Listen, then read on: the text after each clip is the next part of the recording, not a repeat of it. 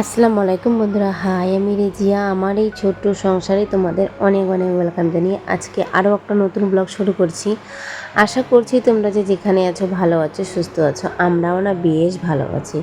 সকাল থেকে দেখো তোমাদের সাথে নিয়ে ব্লগটা শুরু করলাম। আশা করছি তোমাদের ব্লগটা একটু হলেও ভালো লাগবে। সকালবেলা উঠেই কিন্তু বাসি সমস্ত কাজকর্ম সেরে নিয়ে স্নান করতে চলে গিয়েছি। তো সেই 5:30টার সময় ঘুম থেকে উঠেছি। 6টার মধ্যে কিন্তু সমস্ত কাজকর্ম শেষ করে আর কি স্নান করে নিয়েছি।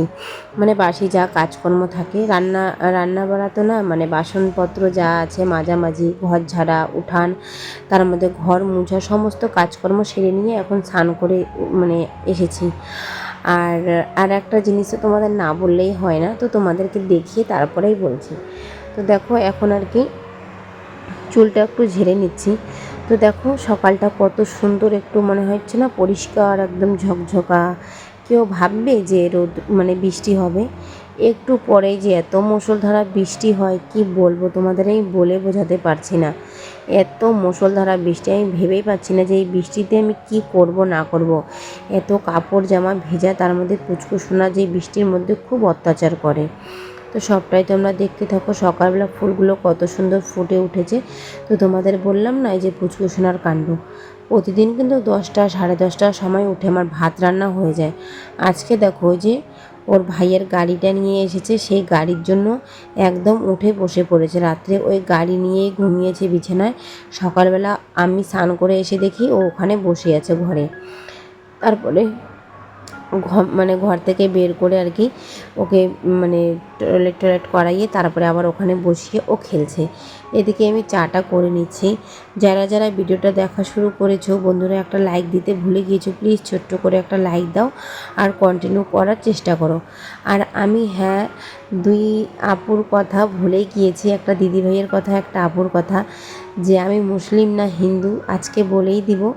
আর এক মুঠো স্বপ্ন দিদিভাইকে বলছি, তুমি তো আমার ভিডিও দেখোই, তুমি কাউকে কি বলতে পারছো না যে কিভাবে লিঙ্কটা নিতে লাগে? তো তুমি সেভাবে লিঙ্কটা নিয়ে নাও। তো কীভাবে লিঙ্কটা নিতে লাগে ইউটিউব থেকে ফেসবুকে, তো তুমি কিন্তু সেভাবেই নিতে পারো। আমার ওই লিঙ্কের মধ্যে ক্লিক করলে কিন্তু তুমি আমার ফেসবুকে পৌঁছে যেতে পারবা। রেজিয়া খাতুন নামে আমার ফেসবুক আইডি আছে। তো তোমাকে বলেই দিলাম, আজকে আমি 2টা কথা ক্লিয়ার করেই দিব। ওই কথা ক্লিয়ার করে দিলাম। এদিকে পুচকুসোনাকে হাজব্যান্ড মুখ ধুয়ে দিয়েছে, আমি এদিকে চা করে নিচ্ছি। আর 3 জনের চা করব, কারণ ওই যে তোমার হচ্ছে একটু যদি দুধটা গাঢ় করে না দেয় না, ভালো লাগে না। সেজন্য 5 টাকা 5 টাকা 2টা দুধের প্যাকেট নিয়ে আসলাম, 10 টাকারটা ছিল না বলে।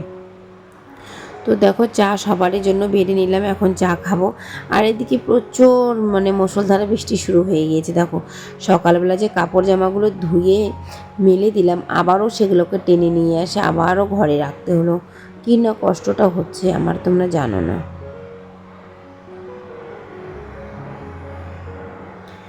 তার মধ্যে আমার তো গলায় এত ঠান্ডা লেগেছে, ভয়েসটা দিচ্ছি তোমরা তো হয়তো বুঝতেই পারছো। তো একটু মানিয়ে গুছিয়ে নিও। আর এখন যে আমি ভয়েস দিচ্ছি না, এখনও কিন্তু প্রচুর মুষলধারা বৃষ্টি হচ্ছে। আর টিনের ঘরে একটু বেশিই শোনা যায়। আর এই টিনের ঘরের জল জানো তো, ছিটা ছিটা পরে টিনগুলোও নষ্ট হচ্ছে আর ঘরের মধ্যেও জল ঢুকছে। এই জানলাটার দিকেও জল ঢুকে গিয়েছে, কত জল। এই জানলাটা খোলা ছিল সকালবেলা। এখন কিন্তু আমরা এই ঘরেই ঘুমাই, বেশি ওই ঘরে ঘুমাচ্ছি না। কারণ ওই ঘরের বিছনা সমস্ত কিছু, ভিতরে যা কিছু আছে সমস্ত কিছু ভিজা, খেতা প্লাস্টিক বলতে পারো। প্লাস্টিক ভেজে নেই, খেতাটা ভেজা আছে। আর যদি বুঝতেই পারো ছোটো বাচ্চা আছে, আবার যদি খেতাটার মধ্যে ঘুমাইতে গেই আরও যদি খেতাটার মধ্যে কোনো গণ্ডগোল করে দাও, সেজন্য এইটাতে আবার প্লাস্টিক বিছা আছে, ওই জন্য এই রুমের মধ্যে আর কি ঘুমানো হচ্ছে এখন আমাদের। তো যে দিদিভাইয়ের কথা বলছি, তো দিদিভাই এই না কথাটা বলতে গিয়ে 2বার আমার গলার মধ্যে হোঁচট এসে পড়লো, যে কথাটা যদি না বলি। তো একটু পরেই বলছি, সত্যি কথা বলতে। তো দেখো এদিকে পুচকুসোনাকে বরমাসে ওষুধ খাইয়ে দিল, আর আমি এদিকে বিছানাগুলো করে নিচ্ছি। খুব দুষ্টামি করে জানো তো, এত দুষ্টামি করে, যত বড় হচ্ছে অতই দুষ্টামি করছে। ওষুধপাতি কোনো কিছুই খেতে চায় না ও, জানো তো। তো আমি যেটা বলছি, আমি কিন্তু একটা বিহারি।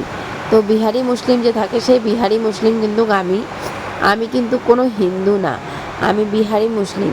তো জানি না দিদিভাই তুমি কি দেখে কমেন্ট করেছো, প্লিজ তুমি আমাকে জানাইও। আমি কালকে তোমাকে যে ভিডিওটাতে বলবো সেটা আমি ভুলেই গিয়েছিলাম, সেই জন্য আমি আজকে তোমার প্রশ্নের উত্তরটা দিয়েই দিলাম। আর দেখো আমার ঠান্ডা লেগেছে, আমি যত জোরে জোরে কথা বলছি। প্রচুর বৃষ্টি আসছে কিন্তু, মানে টিনের ঘরে তো বুঝতেই পারছো বেশি একটু শব্দ শোনা যায়, তো তোমরা একটু কিন্তু মানিয়ে গুছিয়ে নিও। এই ঘরের বিছনার চাদরটা না বিছানো ছিল না, তো কেমনটাই জানি লাগছিল, সেজন্য আর কি গুছিয়ে নিলাম। আর এখানে কিন্তু আমার তোষকের মধ্যে মা খোল লাগিয়ে দিয়েছিল, সে খোলটা কিন্তু তোষকের মধ্যে লাগা আছে। কত সুন্দর লাগে, মানে বিছানার চাদর না বিছালেও হয়, কিন্তু চাদরের সৌন্দর্য একটা আলাদা, বিছানার খোলের সৌন্দর্য একটা আলাদা। বিছানা পাটে যদি টান টান করে না করা থাকে ঘরের মধ্যে, কতটা এলোমেলো লাগে, কি খারাপটা লাগে বলো। তো দেখো এদিকে চলে আসলাম গন্ধপাতালি নিতে আর কি, নিজের গাছের গন্ধপাতালি বলতে পারো। এখানে তো আমি তো আগের থেকে ব্লগ করি, যারা যারা আমার আগের বন্ধু আছো তারা তো জানোই যে এখানে কত আগে গন্ধপাতা ছিল। তো এখন কিন্তু নাই, এখন বলতে পারো এই একটা গাছই আছে।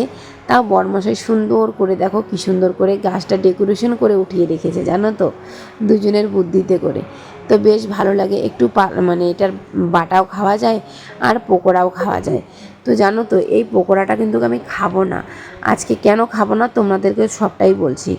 দেখো আমার কতটা কষ্ট হচ্ছে এই বৃষ্টির দিনে পুচকুসোনাকে নিয়ে, এত জামা কাপড় ধোয়া কাচা, এই একবার এদিকে নিয়ে যাও, একবার ঘরে নিয়ে যাও, একবার মেলোরে, একবার উঠাওড়ে, এই বৃষ্টির জন্য কতটা যে খারাপ লাগছে না, মানে কি বলবো তোমাদের।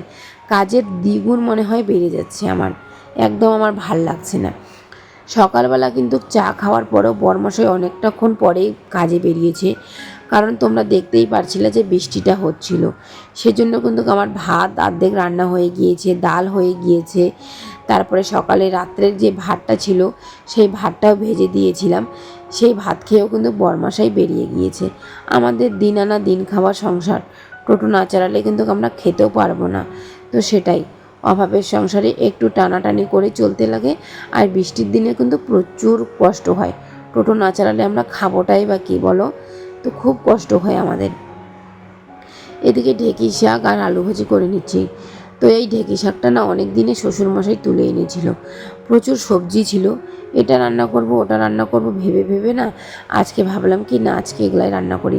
প্রথমে যে সকালবেলা যে বৃষ্টি দেখলাই তোমরা বৃষ্টি, তা প্রথমে বরকে বললাম কি যে একটু খিচুড়ি রান্না করি। বরমশাইয়ের কিন্তু খিচুড়িটা পছন্দ না, বললো কি করতে হবে না। তো ভাবলাম ঠিক আছে, যখন খাবে না, না করলেও তো করবো না।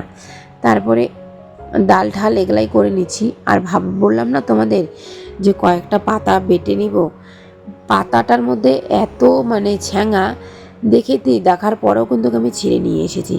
তারপরে না মনটা করছে না ছিঁড়বো না, ভাঙবো না, কারণ না যদি আবার গলা ঠলা চুলকায় বা হাতটা যদি আবার চুলকায় ধোয়ার সময়, সেজন্য কি করলাম আর ছেড়ে দিলাম, মানে বাটলাম না।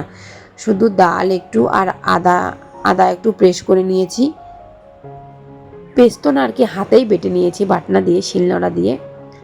আর লবণ আর একটু তোমার হচ্ছে পেঁয়াজ, একটা বড় সাইজের একটা পেঁয়াজ আর লঙ্কা দিয়ে এখন মানে বড়াটা ভেজে নিচ্ছি। ডালের বড়া আমরা সবাই খেতে খুবই পছন্দ করি, পুচকুসোনাও খায়, হাজবেন্ড শ্বশুর সবাই পছন্দ করে। এদিকে কাঁকরোল আর আলু ছিল, কাঁকরোল না সরি তিতা করলা বলে, তিতা করলা আর আলুর এগুলার ভাজি করে নিচ্ছি। আর আমি কিন্তু না মানে অনেক সবজির নাম জানি না, সেজন্য একটু মিস্টেক হয়ে গেল। এদিকে একটু সকালবেলা বললাম না ভাত যে বরমশাইকে ভেজে দিয়েছিলাম সেই ভাতেই বেঁচে গিয়েছে, তো অল্প আমি একটু খেয়ে নিচ্ছি। পুচকুসোনা কিন্তু সকালবেলা ঘুম থেকে উঠেছে, ওকে কিন্তু খাইয়ে দাইয়ে ঘুম পাড়িয়ে দিয়েছি, কারণ খুব খুব দুষ্টামি করছিল জানো তো। সকালবেলা উঠেছে না, ঘুমটা পূরণ হয় নাই, সেজন্য এখন এগুলা একটু মাজা ঘষা করে নেব। আর এত ভয়েসটা দিচ্ছি জোরে জোরে আওয়াজ দিয়ে না, প্রচণ্ড প্রবলেম হচ্ছে, হয়তো কালকে সকালে আরও আমার গলাটা ডাউন হয়ে যাবে। তো তোমরা একটু মানিয়ে নিও আজকের দিন, জানি না কালকে আবারও ভিডিও দিতে পারবো কি না। প্রচুর শব্দ, মানে গলাটা বুঝতেই পারছো, গলাটাতে এত ঠান্ডা লেগেছে না কি বলবো। তার মধ্যে এই যে ওয়েদারটা চেঞ্জ হচ্ছে, প্রচুর অসুবিধা হচ্ছে আমার গলাটার জন্য।